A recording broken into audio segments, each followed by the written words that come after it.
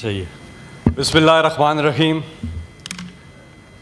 बहुत बहुत शुक्रिया, आपने मुझे फाइनली मौका दिया। चेयरमैन साहब, सबसे पहले ये तरमीम, वो तरमीम, फिर तरमीम, फिर तरमीम, ये तरमीम करता कौन है? इसका हक किसको हासिल है? हमारा जो पार्लिमानी निज़ाम है इसमें यह हक हासिल है अवाम को। अवाम अपना हक कैसे एक्सरसाइज करती है? इलेक्शन के थ्रू। इलेक्शन में यह तय पाता है कि अवाम की नुमाइंदा जमात या अवाम के जो मुंतखब करदा नुमाइंदे हैं वही कानून साजी करेंगे या तारामीम करेंगे, क्योंकि वो डायरेक्टली रिप्रेजेंट कर रहे होते हैं अवाम को। ये जो पार्लियामेंट है, चाहे वो नेशनल असेंबली हो, सूबाई असम्बलियाँ हो, हमारा ये फोरम हो सेनेट का, हमें पहले तो ये देखना है कि क्या यह हकीकी तौर पे अवाम की नुमाइंदा पार्लियामेंट है या नहीं। अब ये कैसे देखना है? उसका एक ही तरीका है, आपने देखना है कि इलेक्शन, सिर्फ इलेक्शन में जमहूरियत नहीं होती, साफ और शफाफ इलेक्शन में जमहूरियत होती है। 2024 तुनख्वा और पंजाब में जो 90 दिन की जो इलेक्शन होना था वो वहां पे नहीं होता, वो 1 साल उसको डिले किया जाता है इसके साथ जोड़ के। ये जो इलेक्शन होना था जनरल इलेक्शन, ये भी अपने टाइम पे नहीं हुआ। पहला हक तो आपने पे नहीं होता, वो 1 साल उसको डिले किया जाता है इसके साथ जोड़ के। ये जो इलेक्शन होना था जनरल इलेक्शन, ये भी अपने टाइम पे नहीं हुआ। पहला हक तो आपने अवाम का यहां मार दिया कि आपने इलेक्शन ही लेट कराए। फिर जब इलेक्शन होता है तो उससे पहले, एक दिन पहले, एक पार्टी का इंतखाबी निशान ही छीन लिया जाता है। ये पार्टी का राइट नहीं छीना जाता, ये हमारे जैसे मुल्कों में अवाम का राइट छीना जाता है। या तो अमेरिका हो जहां लिटरेसी रेट है, वहां नाम देखते हैं जी रॉबिन जैक्सन फलां, उनको पता होता है इसको। यहां इंतखाबी निशान लोग जहन के अंदर तसव्वुर में रखते हैं, क्योंकि लिटरेसी रेट कम है, इसलिए ये वोटर की मंशा का इजहार का उसको फैसिलिटेट किया जाता है कि वो जिसको वोट देना चाहता है उसका ज़हन नशीन कर रहे कोई सिंबल, कोई निशान।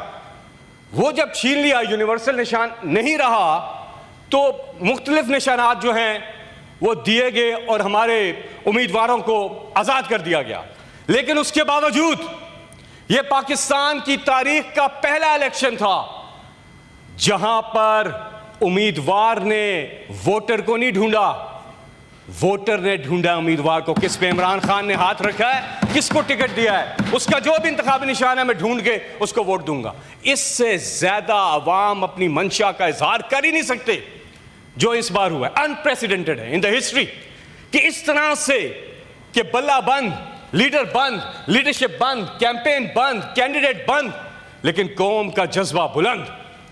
उन्होंने ढूंढ ढूंढ के वोट दिया है। इससे ज्यादा अवाम की नुमाइंदगी करने का जो उनका जो राइट है उसको एक्सरसाइज करने का क्या उसकी मैनिफेस्टेशन हो सकती है? इससे ज्यादा किस तरह वो अक्कासी कर सकते हैं? तो वो इन्होंने अवाम ने 2024 के इलेक्शन में करके दिखाया कि पहली बार इस तरह से हुआ। लेकिन फिर जब ऐसा हो गया कि अवाम ने बता दिया कि हाँ जी एक बैलेट पेपर मुझे मिलता है, उस पर मुख्तलिफ नाम लिखे होते हैं, पूछा जाता है कि आप किसको वोट देंगे। वोट तो दे देते हैं लेकिन उसको शुमार नहीं किया जाता।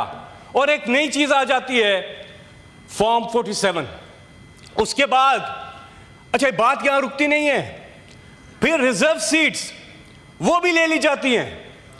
इमरान खान की पार्टी जो अवाम का एक तो पहले तो वो 2/3 मेजॉरिटी लेकर आए, वो खत्म कर दी।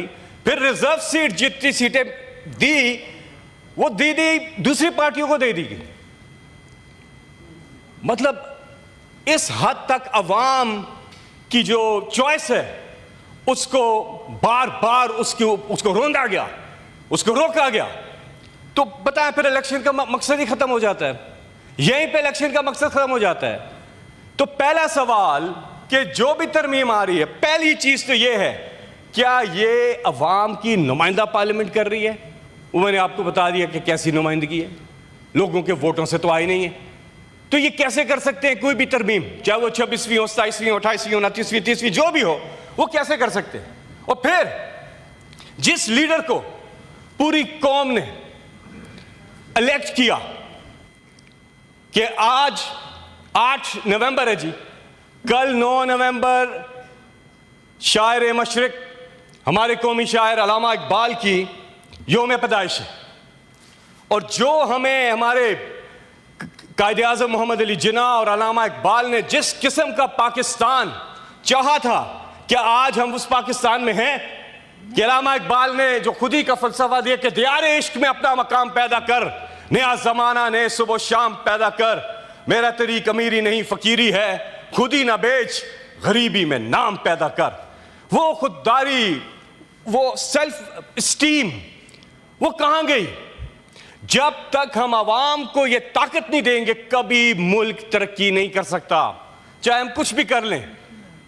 वो आवाम जिसको हर 5 साल के बाद, कभी 6 साल के बाद, उसको जाके, बहुत कम होता है, उसको मौका मिलता है कि वो बैलेट का रुख करे और अपनी मंशा का इजहार करे। एक तो हमारे मुल्क में उसको मौके कम मिले, लेकिन जब मिलते हैं तो उसकी मर्जी को माना नहीं जाता।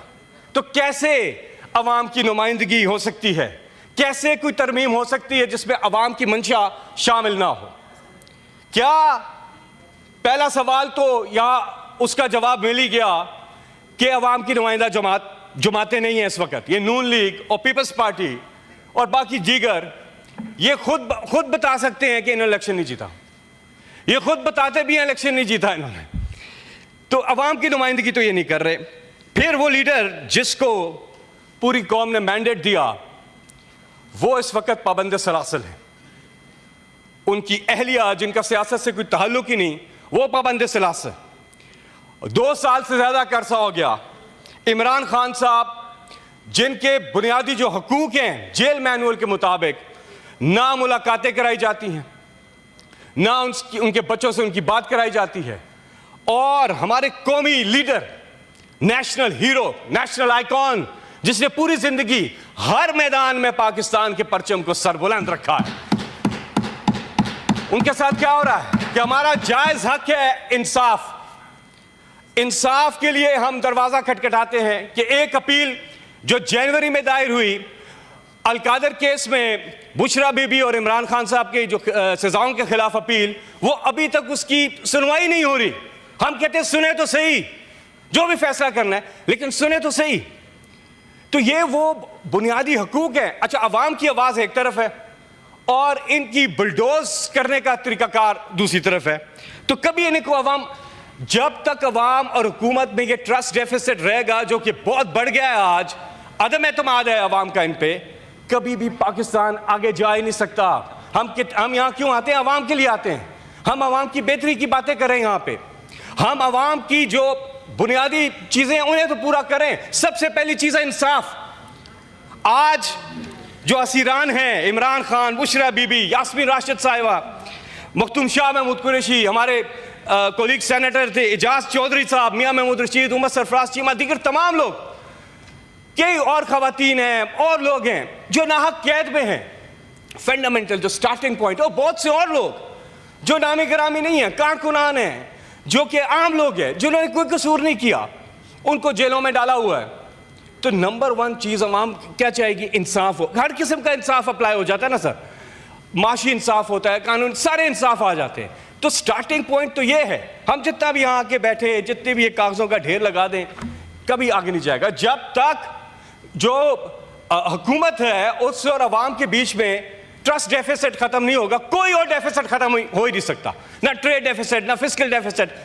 मैं दिखाए क्या भाव है टमाटर, सब्जी किस तरह मिल रही है लोगों को, बच्चों की फीसें, चीजें, इस पर कोई बात ही नहीं करता। हमें तो यहाँ आते हैं अवाम के लिए, इस पर बात करनी चाहिए। तो नंबर 1 हम इंसाफ से हम बहुत दूर आ गए। अल्लाह में हुक्म देता है कुरान में कि अदल कायम करो, इंसाफ कायम करो जमीन। लेकिन हम बहुत दूर जा रहे हैं, हम बहुत दूर जा रहे हैं। हम कोई नहीं कहते कि इमरान खान, हम इंसाफ से हम बहुत दूर आ गए। अल्लाह में हुक्म देता है कुरान में कि अदल कायम करो, इंसाफ कायम करो ज़मीन, लेकिन हम बहुत दूर जा रहे हैं, हम बहुत दूर जा रहे हैं। हम कोई नहीं कहते कि इमरान खान ने कोई डील करनी है या कोई ऐसी, हम कहते हैं इंसाफ हो। जो जिस बढ़ता है ये डेफिसिट, कि जब जब आप पहले तो आप आए जबरदस्ती, आपने धांधली करके फॉर्म 47, आप तो अवाम की नुमाइंदगी नहीं करते, फिर आके आपने मजीद इस डेफिसिट को इतना बढ़ा दिया है आज कि मैं चैलेंज करता हूं, ये मेरे साथ जाएं बाहर मार्केट में, बाहर बाजारों में जाएं, लोगों से पूछे तो सही लोग इनके बारे में कहते क्या हैं। ये अवानों में बैठे हैं, इन्होंने उनको सुनना ही नहीं है, ना उनके लिए कोई काम करना है। तो हमें यहां पर जिस कदर मुमकिन हो हर फोरम पे प्रायोरिटी पे रखना चाहिए अवाम को। तमाम तर कानून साजी मुल्क के लिए होती है, मुल्क की बेहतरी के लिए होती है, अवाम के लिए होती है कि मुल्क आगे जाए। 3 साल हो गए इनको, मुख्तलिफ नामों से ये आ रहे हैं गवर्नमेंट में, कभी PDM कभी क्या। मुझे ये बताएं चेयरमैन साहब, ये 3 साल से बल्कि ज़्यादा अरसा हो गया, इन्होंने अभी तक अवाम के लिए किया क्या है? कोई एक चीज़ ये बता देना। कोई महंगाई में कमी आई है, कोई पेट्रोल तो खैर कई गुना ऊपर डीजल पेट्रोल की कीमतें, डॉलर की कीमतें बढ़ गई हैं, महंगाई बढ़ गई है हर लिहाज से। हमारा GDP 6% पे था जब इमरान खान साहब वजीर आजम पाकिस्तान थे, आज कहाँ पे है? आज 1 से भी नीचे। कहाँ है GDP हमारा? ग्रोथ कहाँ हो रही है?